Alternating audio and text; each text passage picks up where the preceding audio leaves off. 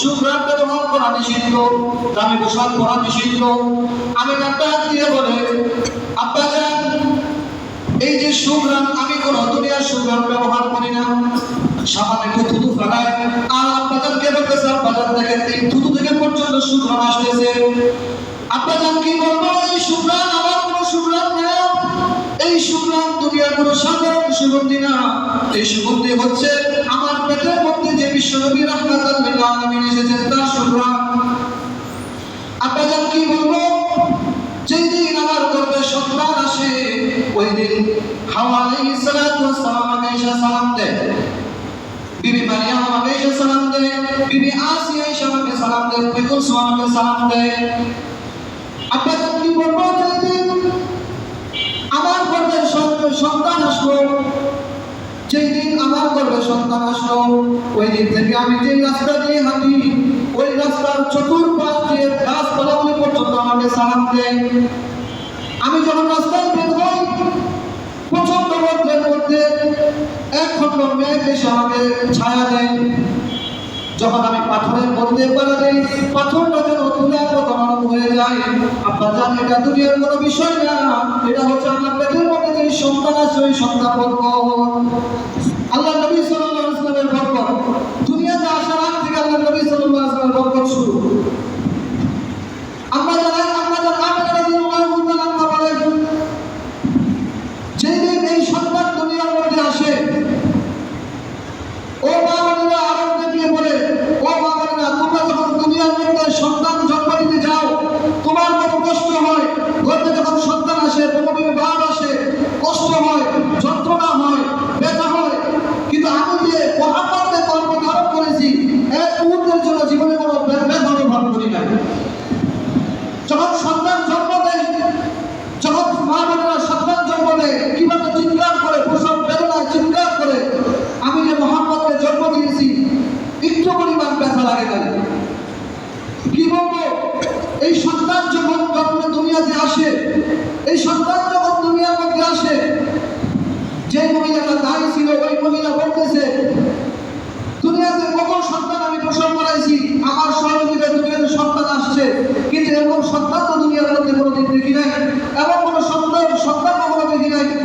যখন দুনিয়াতে সন্তান আসে তার গায়ের মধ্যে রক্ত থাকে, কিন্তু এই শিশু মুহাম্মদ যখন দুনিয়াতে আসছে তার গায়ের মধ্যে কোনো রক্ত ছিল না।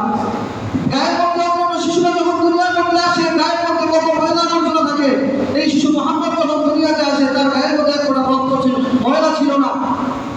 দুনিয়াতে যখন সন্তান আসে তার নাভিটা মায়ের নাভির সাথে লাগানো থাকে, কিন্তু শিশু মুহাম্মদ যখন জন্মগ্রহণ করে মাত্র করে নাভিটা যেন কুদরতি মাধ্যমে পেটের মধ্যে গিয়ে যেন বেঁধে দিয়েছিল। দুনিয়াতে যখন সন্তান আসে যদি ছেলে সন্তান হয় একটা বয়স যাওয়ার পরে তাকে মুসলমানি খতনা করানো হয়, কিন্তু মুহাম্মদ যখন দুনিয়ার মধ্যে আসে যেন পেট থেকে কোন কুদরত যেন তাকে খতনা করিয়ে দিয়েছে। যেদিন এই সন্তান দুনিয়ার মধ্যে আসে, আমরা বলতেছে যেদিন সন্তান দুনিয়ার মধ্যে আসে গভীর রজনীতে শেষ রাতে আপনার বিশ্বনবী দুনিয়ার মধ্যে আগমন করেছেন। আমার ঘরের লাইট জ্বালানোর মতো কোনো লাইট বাতি ছিল না, কোনো কুটি ছিল না, কোনো ব্যবস্থা ছিল না, কিন্তু শিশু মুহাম্মদ যখন দুনিয়ার মধ্যে আসে তার আলোতে পুরো ঘর আলোকিত হয়ে গেছে, তার আলোতে পুরো ঘর আলোকিত হয়ে গেছে। চতুর্দিক থেকে শুধু ঘোষণা আসতেছে, ও আমিনা তুমি কোনো সাধারণ মানুষকে জন্ম দাও নাই, দুই জাহানের বাদশা বিশ্বনবী মুহাম্মদকে তুমি জন্ম দিয়েছো, বিশ্বনবী মুহাম্মদকে তুমি জন্ম দিয়েছো। আকাশের ছাদটা যেন ফেটে গেল, উপর থেকে যেন মেঘ আসতেছে আর ঘোষণা হইতেছে, এগুলো সাধারণ মানুষ নয়, বিশ্বের দুনিয়ার বাদশা দুই জাহানের বাদশা বিশ্বনবী মুহাম্মদুর রাসূলুল্লাহ সাল্লাল্লাহু আলাইহি ওয়াসাল্লাম। আব্দুল মুত্তালিব বলেন আমার একটু জায়গায় দেরি হয়েছে, আমি যখন বিশ্বনবী রাহমাতুল লিল আলামিনকে সেই শেষ রাতে সারাদিন পার হওয়ার পর সন্ধ্যাবেলা দেখতে গেলাম, উঠানের মধ্যে চার পায়ের মধ্যে বিশ্বনবীকে শুয়ে রাখা হয়েছিল।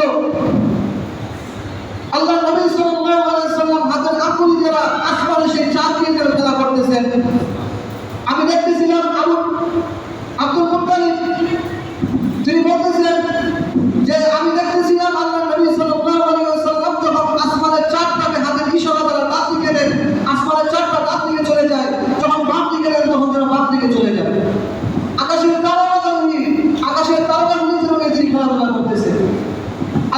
সাল্লাল্লাহু আলাইহি ওয়াসাল্লামের শান এবং মান কি যে মর্যাদা, আল্লাহর নবী সাল্লাল্লাহু আলাইহি ওয়াসাল্লামকে আল্লাহ তাআলা কি যে মাকাম দান করেছেন, কত যে মর্যাদা দান করেছেন, যা বলে শেষ করার মতো নয়। প্রিয় মুহতারাম হাজিরিন, আল্লাহর নবী সাল্লাল্লাহু আলাইহি ওয়াসাল্লামের জন্ম হয়েছিল কত আশ্চর্য, কত শান এবং মান নিয়ে, যে দুনিয়ার কোনো সাধারণ মানুষ দুনিয়াতে আসছে না, দুনিয়ার কোনো সাধারণ মানুষ দুনিয়াতে আসছে না, দুনিয়ার সর্বশ্রেষ্ঠ মানুষটা দুনিয়ার মধ্যে আসছে। ও মুহাম্মদুর লাকাদ কানা লাকুম ফি রাসূলিল্লাহি উসওয়াতুন হাসানাহ, তোমাদের জন্য দুনিয়ার সর্বশ্রেষ্ঠ মানুষকে নবী হিসেবে ঘোষণা করেছি, তোমাদের জন্য দুনিয়ার সর্বশ্রেষ্ঠ মানুষকে নবী হিসেবে দিয়েছি, সুতরাং এই নবীর তোমরা অনুসরণ করো, এই নবীর তোমরা অনুসরণ করো, তাহলে তোমরা পথ পেয়ে যাবে। যে কথাটা আমি প্রথমে বলেছিলাম, আল্লাহর নবী সাল্লাল্লাহু আলাইহি ওয়াসাল্লাম, আল্লাহর নবী সাল্লাল্লাহু আলাইহি ওয়াসাল্লাম উম্মতের জন্য কি মায়া ছিল, উম্মতের জন্য কি দরদ ছিল। আল্লাহর নবী সাল্লাল্লাহু আলাইহি ওয়াসাল্লাম সারা জীবন শুধু উম্মতি উম্মতি বলে কান্না করেছেন।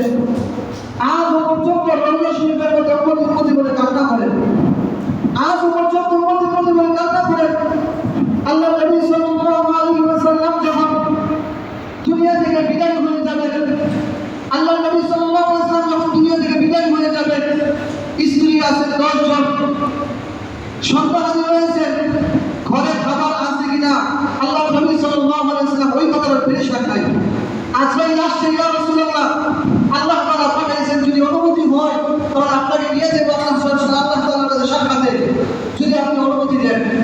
আল্লাহর নবী সাল্লাল্লাহু আলাইহি ওয়াসাল্লাম বলতেছেন, আজরাইল তুমি তো আসছো আমাকে নিয়ে যাইতে, কিন্তু আমি যদি দুনিয়া থেকে চলে যাই, আমি যতদিন দুনিয়াতে ছিলাম আমি তো আমার উম্মতকে নিয়ে ফিকির করেছিলাম, আমি যদি দুনিয়া থেকে চলে যাই, আমি যদি দুনিয়া থেকে চলে যাই আমার উম্মতকে বলে ফিকির করবো কি। আল্লাহ নবী দুনিয়া থেকে চলে গেছেন, ওই মুহূর্তে নিজের পরিবার নিয়ে ফিকির করে নাই, আপনারা আমার উম্মত নিয়ে ফিকির করছেন। আমি আর আপনি কি নিয়ে ফিকির করি, আমি আর আপনি কি নিয়ে চিন্তা করি, ওই নবীকে ভালোবাসবেন বাঁচবেন কাকে। আল্লাহ তাআলা বলেছেন, ও নবী আপনার চিন্তার কোনো কারণ নাই, আপনার পরে আপনার উম্মতের জিম্মাদার আমি হয়ে গেলাম। আল্লাহ নবী বলেন, তাহলে এবার আমাকে নিয়ে যেতে পারবেন। আল্লাহ আরেকটা বলি, আল্লাহ নবী সাল্লাল্লাহু আলাইহি ওয়াসাল্লাম উম্মতকে কি পরিমাণ ভালোবাসছেন। আল্লাহ নবী সাল্লাল্লাহু আলাইহি ওয়াসাল্লাম, আল্লাহ নবী সাল্লাল্লাহু আলাইহি ওয়াসাল্লাম হাদিসে পাকের মধ্যে বর্ণনা হয়েছে, যখন প্রথমবার শিক্ষার মধ্যে ফুল দেওয়া হবে, দুনিয়ার সব কিছু ধ্বংস হয়ে যাবে, দুনিয়ার সব কিছু ধ্বংস হয়ে যাবে। যখন দ্বিতীয়বার শিক্ষার মধ্যে ফুল দেওয়া হবে, তখন 4 জন ফেরেশতাকে আল্লাহ তাআলা জীবিত করবেন, জিবরাইল, মিকাইল, ইসরাফিল এবং আজরাইলকে। হযরত আজরাইল এবং হযরত জিবরাইল আলাইহিস সালাম কান্না করতে থাকবেন, 3 জন ফেরেশতা বলতে থাকবেন, জিবরাইল আপনি কেন কান্না করেন, আপনি কেন কান্না করেন। জিবরাইল বলতে থাকবেন, আল্লাহ রাব্বুল আলামিন কিছুক্ষণ পরে আমাকে ঘোষণা করবেন, 3 নম্বর ফুল যখন দেওয়া হবে, সকল মানুষকে যখন তোলা হবে, আবার পুনরায় জীবিত করা হবে, আমাকে ঘোষণা করা হবে আল্লাহর নবীকে মাকামে মাহমুদে নেওয়ার জন্য। আমি যে আল্লাহর নবীকে মাকামে মাহমুদে নিব, তো আমি ভবিষ্যতের দুনিয়া থেকে চলে যাওয়ার পরে, মৃত্যু হওয়ার পরে সব কিছু ভুলে গিয়েছি, এই কারণে আমি কান্না করতেছি। আপনি জমিনকে জিজ্ঞাসা করেন, আজরাইল জমিনকে জিজ্ঞাসা করবেন, ও জমিন আল্লাহর নবী সাল্লাল্লাহু আলাইহি ওয়াসাল্লাম কোথায় ছিল, আল্লাহর নবী সাল্লাল্লাহু আলাইহি ওয়াসাল্লাম কোথায় আছেন। জমিন তখন বলবে, তখন শিক্ষায় ফুল দেওয়া হয়েছে, ফুলের এমন পাওয়ার ছিল, আমি জমিন তোমরা তোমার মতো উঠতেছিলাম। আল্লাহর নবী সাল্লাল্লাহু আলাইহি ওয়াসাল্লাম বলেছেন, আমি তো ভুলে গেছি, আমি পর্যন্ত ভুলে গেছি। ওই সময় আল্লাহর নবী সাল্লাল্লাহু আলাইহি ওয়াসাল্লাম থেকে নূর বের হওয়া শুরু হবে। আল্লাহর হাবিব সাল্লাল্লাহু আলাইহি ওয়াসাল্লাম ওই নূর থেকে জিবরাইল আলাইহিস সালাম আল্লাহর নবী সাল্লাল্লাহু আলাইহি ওয়াসাল্লাম যাবেন, বলবেন, ইয়া রাসূলুল্লাহ, ইয়া হাবিবাল্লাহ, আল্লাহ তাআলা আপনার কাছে পাঠিয়েছেন, আপনাকে মাকামে মাহমুদ সর্বশ্রেষ্ঠ জায়গা। আজকে সারা জীবন আপনি উম্মতি উম্মতি বলে কান্না করেছেন, উম্মতি উম্মতি বলে কষ্ট করেছেন, আজকে আর কষ্ট করা লাগবে না, আজকে আপনি মাকামে মাহমুদ শ্রেষ্ঠ জায়গায় থাকবেন।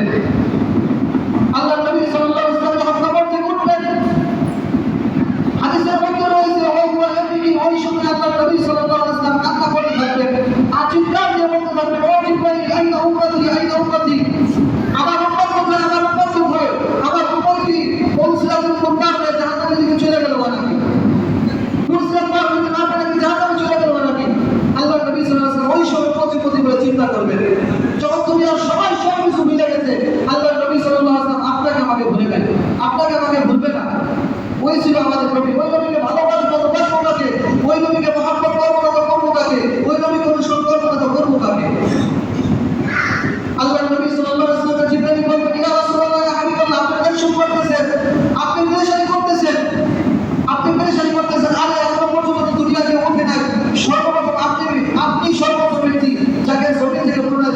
হয়েছে।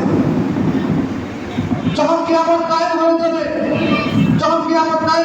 আল্লাহ নবী সাল্লাল্লাহু আলাইহি ওয়াসাল্লাম কখনো হাউজে কাউসারের দিকে দৌড়াবেন, কখনো মিজানের পাল্লায় দৌড়াবেন, কখনো আল্লাহ নবী সাল্লাল্লাহু আলাইহি ওয়াসাল্লাম কুরসিতে দৌড়াবেন। সাহাবারা বললেন, ইয়া রাসূলুল্লাহ, আমরা তিন জায়গায় দৌড়াবেন। আল্লাহ নবী সাল্লাল্লাহু আলাইহি ওয়াসাল্লাম বললেন, আমি আমার পিপাসার উম্মতদেরকে পানি পান করাবো, তারা যেন এই হাসরের ময়দানের কঠিন ময়দানটায় পিপাসায় কাতর না হয়ে যায়। আমি মিজানের পাল্লায় যাবো, যদি মিজানের পাল্লা তাদের আমলনামায় হালকা হয়ে যায়, আমার উপর আমার উম্মত তুমি দুরূদ পাঠ করেছিল, ওই দুরূদের কাফিটা আমি আমার মিজানের পাল্লায় দিয়ে দিব, যেন তার আমলনামাটা ভারী হয়ে যায়। যদি দেখি আমার উম্মত কুরসিদের বাজারে থেকে গেছে, সেটাকে আমি আমার দুরূদের কাফিটা দিয়ে দিব, যেন আমার উপর কুরসিদের উল্টা পাঠ হয়ে যেতে পারে। তো সেই নবীর সাথে, সেই নবীর জন্য যদি দুরূদ না পড়ি, তার কাজ তো দুরূদ পড়ব। কিন্তু প্রিয় মুহতারাম হাজির, ওই দুরূদটা যেন নবীর দুরূদ হয়, যেই দুরূদ আল্লাহ নবী সাল্লাল্লাহু আলাইহি ওয়াসাল্লাম শিখিয়ে গেছেন।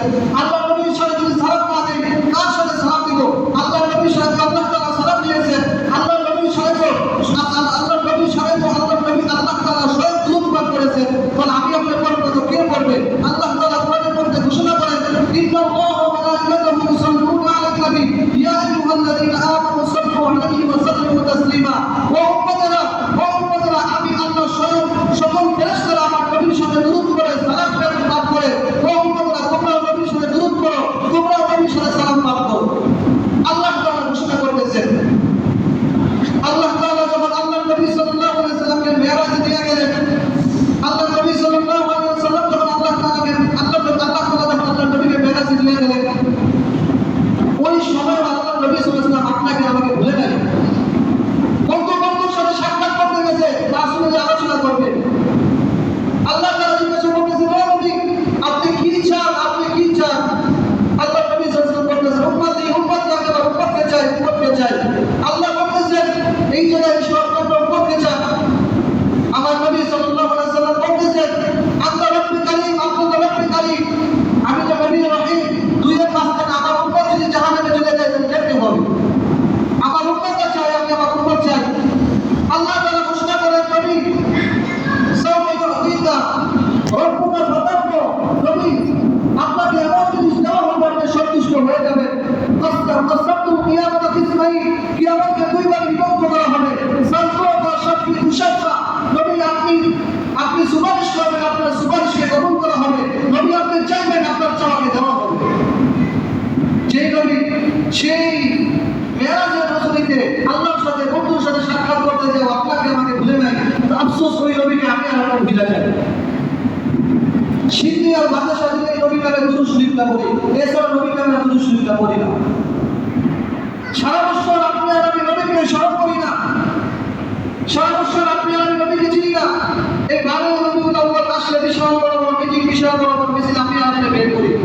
আর আমরা দাবি করি আমরা আশিক রাসূল, আমরা রাসূলকে অনেক বেশি মহব্বত করি। আর রাসূলকে মহব্বত করেছেন সাহাবায়ে কেরাম রাদিয়াল্লাহু তাআলা আনহুম। রাসূলকে কি মহব্বত করেছেন?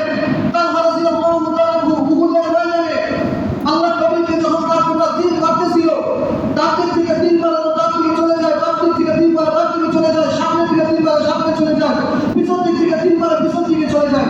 এই ছিল নবীর মহব্বত, যে নবীর গায়ে দিকে আঘাত না লাগে। আমি তার হাত জীবন ফেলে নিয়ে যাবে, কিন্তু নবীর গায়ে আঘাত না লাগে। এই ছিল নবীর মহব্বত। খুবাইব রাদিয়াল্লাহু তাআলা যখন ফাঁসির কাস্টে কাফেররা ঝুলায়, খুবাইবকে কাফেররা বলতেছে, খুবাইব এখন তো মহব্বত নাই, তুমি খালি একটা বারের জন্য বলো, এই ফাঁসির কাস্টে তুমি না হইয়া যদি, এই শুরুতে তুমি না হইয়া যদি মহব্বত হইত তাহলে বেশি ভালো হইত, তাহলে তোমাকে আমরা ছেড়ে দিব। খুবাইব জবাব দিতেছে, আরে কাফেররা, তোমরা এই জায়গায় নবীকে দেখতে যাও, আর আমি জীবনের কথা বলবো। আমি খুবাইবের একটা জীবন, যদি 1000টা জীবন থাকে, 1000টা জীবনও চাই, চলে যায়, তারপর একবারের জন্য চাবো না যে বিশ্বনবী রাহমাতুল লিল আলামিন এই জায়গার মধ্যে থাকবো। ওই ছিল নবীর মহব্বত। আর আমি আর আপনি নবীর মহব্বত শুধু ঘরের মধ্যে আসতে দেখাই, সারা বছর নবীর মহব্বত নাই, নবীর নামে দুরূদ নাই।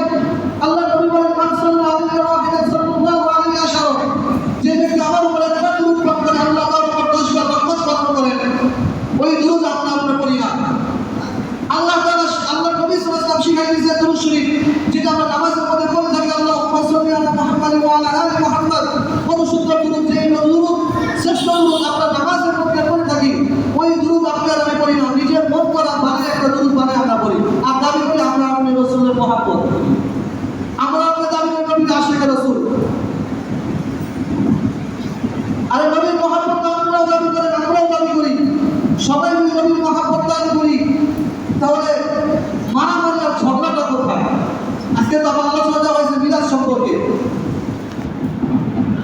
যে নবীর মহব্বতের দাবি করি, আপনিও মহব্বত করেন, আমিও মহব্বত করি, তাহলে আপনারা আমার মাঝে ঝগড়াটা কোথায়? আপনারা ইয়া নবী সালাম আলাইহি দাঁড়ায় যান, আপনারা আমি দাঁড়াই না, এই তো ডিফারেন্স। আল্লাহ নবী সাল্লাল্লাহু আলাইহি ওয়াসাল্লাম 10 লক্ষ কম বেশি হাদিস রয়েছে, একটা হাদিসের মধ্যে দেখান আর সাহাবায়ে কেরাম রাদিয়াল্লাহু তাআলা এইভাবে দরুদ শরীফ পড়েছিল, যেভাবে আপনারা পড়েন, বিভিন্ন কাওয়ালি গায়া গায়া, বিভিন্ন ফার্সি গজল শের গায়া গায়া, একবার দরুদ শরীফ পড়তে একটা দেখান, আমরা সেভাবে বিনাশ করতে রাজি আছি। সাহাবায়ে কেরামকে আপনারা আমার থেকে বেশি মহব্বত করে নাই। যেই সাহাবী নিজের জীবনটাকে নিয়ে গিয়েছে, যেই সাহাবী নিজের গায়ের মধ্যে তীর নিয়েছে, যেই সাহাবী নিজের গায়ের মধ্যে তরবারি নিয়েছে, নিজের গায়ে ঘরের সব কিছু নবীর সামনে যে তুলে ধরছে, ওই সাহাবীর চাইতে আপনারা বেশি মহব্বতের দাবি করি। আল্লাহ মহব্বত সবাই দেখাইতে পারে, আল্লাহ নবী সবাই দেখাইতে পারে, নবীর সুন্নাতের মহব্বত কেউ দেখাইতে পারে না। আল্লাহ নবী সাল্লাল্লাহু আলাইহি ওয়াসাল্লাম শোনা বেশি না, মাত্র 4-5 মিনিট ইনশাআল্লাহ আমাদের পরবর্তী ওলামায়ে কেরাম চলে আসে, আলোচনা করবেন ধারাবাহিক। তো আল্লাহ মহব্বত আমরা সবাই দেখাইতে পারি, কিন্তু আল্লাহ নবী ঘোষণা করতেছেন, মান আহাব্বা সুন্নতি ফাকাদ আহাব্বানি ওয়া মান আহাব্বানি কানা মাই ফিল জান্নাহ। যে ব্যক্তি আমার সুন্নতকে ভালোবাসে, যে ব্যক্তি আমার সুন্নতকে ভালোবাসে, যে ব্যক্তি আমার সুন্নতকে ভালোবাসে, সে আমি আমার নবীকে ভালোবাসে, আর যে আমি নবীকে ভালোবাসে সে থাকবে আমার সাথে জান্নাতে। এখন আমি আর আপনি সুন্নতের দাঁড়াই না, আমি আর আপনি সুন্নতের দাঁড়াই না, বাইরে লোক আসলে বিশাল বড় বড় মিছিল করি। একবারের জন্য বাংলা মিছিল করা প্রয়োজন। মিছিল করি কোথায়? বাংলাদেশের মধ্যে বিশাল বড় বড় মিছিল করি, নবীকে মহব্বত করি, নবীকে ভালোবাসি। আল্লাহ নবী সাল্লাল্লাহু আলাইহি ওয়াসাল্লামের হাদিসে পাকের মধ্যে রয়েছে, যদি কোনো ব্যক্তি আল্লাহর নবীর রওজা শরীফে দাঁড়ায় আল্লাহর নবীকে সালাম দেয়, তাহলে আল্লাহর নবী সাল্লাল্লাহু আলাইহি ওয়াসাল্লাম সেই সালাম শুনে এবং সেই সালামের জবাব উত্তর দেন। সুবহানাল্লাহ। আল্লাহর নবী সালাম শুনেন এবং সেই সালামের উত্তর দেন, যদি কোনো ব্যক্তি আল্লাহর নবী সাল্লাল্লাহু আলাইহি ওয়াসাল্লামের রওজা শরীফে দাঁড়ায় সালাম দেয়। তো আমরা যদি রাসূলকে মহব্বত করি, রাসূলকে সালাম দেই, দুরূদ করি, যেন আল্লাহ নবী সেই সালাম শুনেন, সেই দুরূদ শুনেন, তাহলে নবীর রওজা শরীফে যাওয়া দরকার। বারুল আউয়াল আসলে কেন বিশাল বড় বড় পাগড়িয়া জুব্বা লাগাইয়া পাকিস্তান থেকে বাংলাদেশে আসতে পারে? বিশাল বড় বড় পাগড়িয়া জুব্বা লাগাইয়া কেন বাংলাদেশে এসে বিশাল বড় বড় মিছিলে রেলি দেওয়া লাগে? নবীর মহব্বত তো আমার পাকিস্তানে সৌদি আরব যাওয়া দরকার, নবীর মহব্বত বাংলাদেশ থেকে সৌদি আরব যাওয়া দরকার, রাসূলের রওজা শরীফ মদিনায় যাওয়া দরকার। আমরা তো সেই মদিনায় যাই না, আমরা পাকিস্তান থেকে আসি বাংলাদেশে, ভারত থেকে আসি বাংলাদেশে নবীর মহব্বত দেখাইতে। বিশাল বড় গাড়ির মধ্যে বিশাল বড় বড় ফুলের মালা দিয়ে আমরা বড় বড় রেলি করি আর নবীর মহব্বতের দাবি করি। এগুলো কি নবীর মহব্বত? সাহাবায়ে কেরামের ইতিহাসের মধ্যে একটা জায়গা যদি একটা হাদিস দেখাইতে পারেন, সামনের বছর থেকে আমরা পালন করব। এই আয়োজনটার নাম বলা হয় জশ্নে জুলুস। আয়োজনটার নাম জশ্নে জুলুস। এই জশ্নে জুলুস যারা পালন করে না তাদেরকে বলা হয় ওয়াহাবি। আমরা নাকি ওয়াহাবি, আমরা যদি পালন করি না আমাদেরকে বলা হয় ওয়াহাবি। এই জশ্নে জুলুসটা চালু হয় 1974 সালে। প্রিয় মুহতারাম হাজরিন, আমার জানতে মনে চায় 1974 এই মাত্র 50-60 বছরের আগে দুনিয়ার যত মানুষ ছিল সবাই ওয়াহাবি, সবাই কাফের ছিল, তারা কেউ মুসলমান ছিল না। এই জশ্নে জুলুসটা চালু হয়েছে মাত্র 1974 সাল থেকে। এগুলো যদি পালন না করলে ওয়াহাবি হয়ে যায়, কাফের হয়ে যায়, তো এরা কোনো দুনিয়ার সবাইকে কাফের ছিল। আবু বকর জীবনে এরকম কিছু পালন করে নাই, আবু বকর জীবনে মিলাদ পালন করে নাই, ওমর জীবনে পালন করে নাই, আবু বকর উসমান জীবনে পালন করে নাই, আলী জীবনে পালন করে নাই। চার ইমাম হানাফি মাযহাবের দাবি আপনারাও করে থাকেন, হানাফি মাযহাবের শ্রেষ্ঠ ইমাম আবু হানিফা পালন করে নাই, ইমাম শাফিঈ কখনো পালন করে নাই, ইমাম মালিক কখনো পালন করে নাই, ইমাম আহমদ ইবনে হাম্বল, আইম্মা মুজতাহিদিন কেউ এরকম ভাবে পালন করে নাই। নবীর মহব্বত ঈমানের আলামত, নবীর ভালোবাসা এটা ঈমানের অঙ্গ। নবীর ভালোবাসা না থাকলে ঈমান থাকবে না, নবীর মহব্বত না থাকলে ঈমান থাকবে না। নবীকে ভালোবাসতে হবে, তবে সেই ভালোবাসাটা সাহাবীদের মতো হতে হবে, সেই ভালোবাসাটা যেটা কর্ণের সালেসের মতো যেরকম ছিল এরকম হতে হবে। ওই ভালোবাসাটা আইম্মা মুজতাহিদিন যেভাবে করে গেছে সেভাবে হতে হবে, সঠিক তরিকায় আমরা নবীকে ভালোবাসতে হবে। এখন একটা খিলাফি মজলিস নিয়ে ওই জায়গায় নবীর মহব্বত এটা যারা পালন করে না সবাই নবীর দুশমন। নবীর নামে যখন বকা দেওয়া হয়, নবীকে যখন বিকৃতি করা হয়, কটূক্তি করা হয়, তখন আপনাদেরকে পাওয়া যায় না। বিশাল বড় লম্বা চন্দ্র আমাদের দাবি করি, তখন তাদেরকে পাওয়া যায় না। ওই সিদ্ধির মসজিদে খুব ভালো তাদেরকে পাওয়া যায়, বিলাসী মসজিদে খুব ভালো পাওয়া যায়।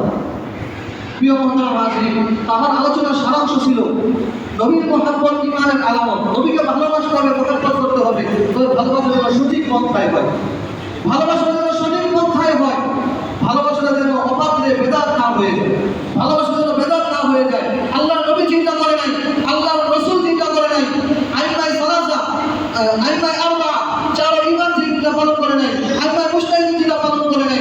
আমরা ওই ধরনের কোনো বেদাতের মধ্যে নাই। আমরা আছি রাসূলের সেই সুন্নতের মধ্যে, আমরা আছি রাসূলের সেই সুন্নতের মধ্যে। লাকাদ কানা লাকুম ফি রাসূলিল্লাহি উসওয়াতুন হাসানা। আমরা আছি রাসূলের আদর্শের মধ্যে। রাসূলের আদর্শ হচ্ছে ঠিকমতো নামাজ পড়া, রাসূলের আদর্শ হচ্ছে রাসূলের সুন্নাত মোতাবেক চলা, রাসূলের আদর্শ হচ্ছে পুরো জীবনটাকে রাসূলের সুন্নাত মোতাবেক চালানো। এটা হচ্ছে রাসূলের মহব্বত, এটা হচ্ছে রাসূলের ভালোবাসা। আমার নবীকে নিয়ে কটূক্তি করবে, নিজের জীবন বাজি রেখে তার সমাজে জবাব দেওয়া লাগবে, এটা হচ্ছে রাসূলের মহব্বত, এটা হচ্ছে রাসূলের ভালোবাসা। আল্লাহ তাআলা আমাদেরকে সঠিকভাবে যেভাবে ভালোবাসলে প্রকৃত ভালোবাসা হয়, আল মারউ মা'a মান আহাব্বা, যার সাথে যার মহব্বত তার সাথে যার কিয়ামত, আমাদেরকে যেন আল্লাহর নবীকে সঠিকভাবে ভালোবাসার তৌফিক দান করেন এবং প্রচলিত মিলাদকে সঠিকভাবে বুঝে এবং যেগুলি বেদাত সেগুলো ছাড়ার তৌফিক দান করেন, সুন্নতকে আঁকড়ে ধরার তৌফিক দান করেন। ওয়া আখিরু দাওয়ানা আলহামদুলিল্লাহি রাব্বিল আলামিন।